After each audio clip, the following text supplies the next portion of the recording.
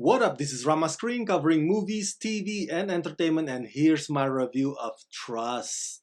Hey, before you watch my review, please subscribe to my channel, press that like button, and ring that bell so you can get notified whenever I post new videos. And if you would like to help support this channel, please do so at patreon.com/ramascreen. That's patreon.com/ramascreen. Let's rock this. Parts about this movie are fascinating.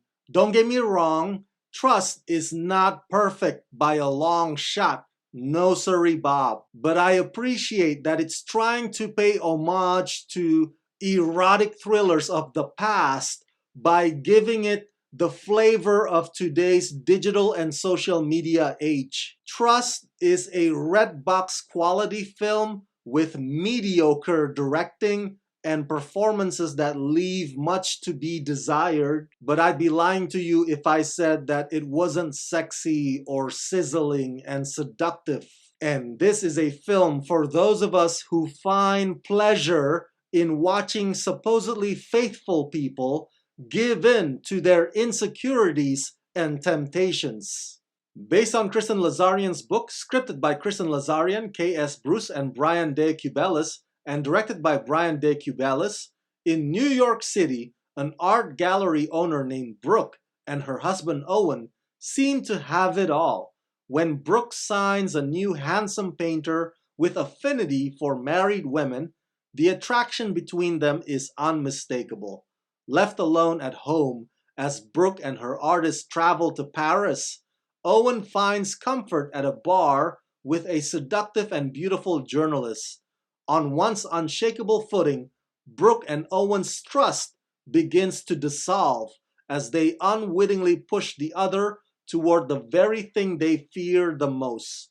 Starring Victoria Justice, Matthew Daddario, Catherine McNamara, Lucien Laviscount, Ronnie Cheng, and Lindsay Broad. If you've read the book, then you probably already know how the story plays out. But basically, without giving too much away, Brooke and Owen are a loving married couple who have no reason to suspect that either of them would ever cheat. But as Brooke spends more and more time with her client, jealousy kicks in, and let's just say circumstances happen and they snowball, and it ultimately throws their marriage into uncertainty. From the very first shot, we kind of get the sense that something is wrong as the flashbacks contrasted immediately after. I think, despite every other aspect that's weak about this film,